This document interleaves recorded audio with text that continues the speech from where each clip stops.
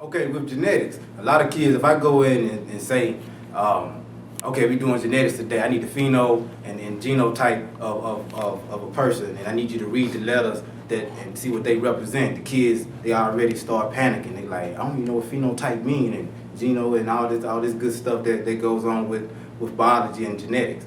Now, but the way I teach it and then bring those words into the back end is, like I said in the earlier video, I use the simplest form.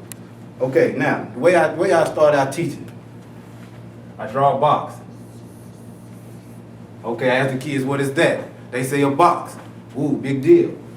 Then I draw then I draw a cross in the middle of it. Then I say, how many boxes do I have? The kids tell me they got 4. Instead of using letters right now, I use symbols or some kind of, or in this part right here, I use symbols, or if I'm in a school where the kids like to have a little fun, I might use pop stars. I might use Jay-Z and Christina Aguilera or Beyonce or whoever. But right now, in this case, I'm gonna use symbols. So instead of using letters, which we're gonna use in the back end of the lesson and how it's supposed to be taught, and then we go into the 16 square box and crossing those up, I get them to get the concept first. So I say, okay, we got a big red line, and then we have a little blue line. Okay, big red line and big and little blue line. Then I label the boxes.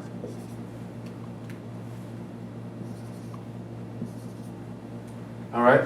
Now, the whole purpose of this part of the lesson is to show them the steps of crossing.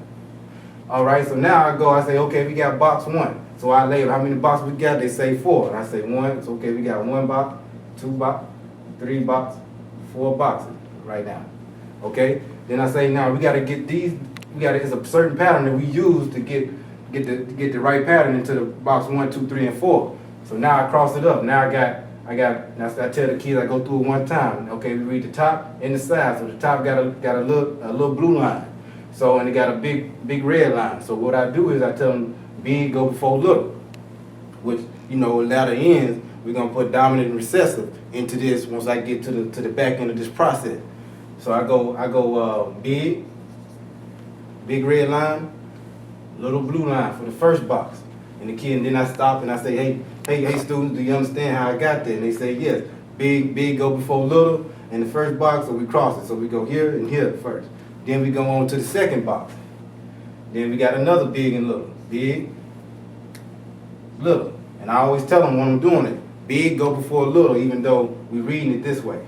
All right, now we got the first 2 lines. We're reading here, we're reading here. Sometimes I might draw a line, I might draw another line, and then I might draw it again here. So we read it again. We got big, we got little, and we have a little blue line. Then here we got the same thing. Now, once we understand this simple process, then I switch the lines up so I get a different ratio in the boxes. I might do it 2 to 3 times. Right here is 100%. Now we might do it where it have 2 recessive or 2 littles. And like I said, I tie the word recessive into the back end when we teach the letters.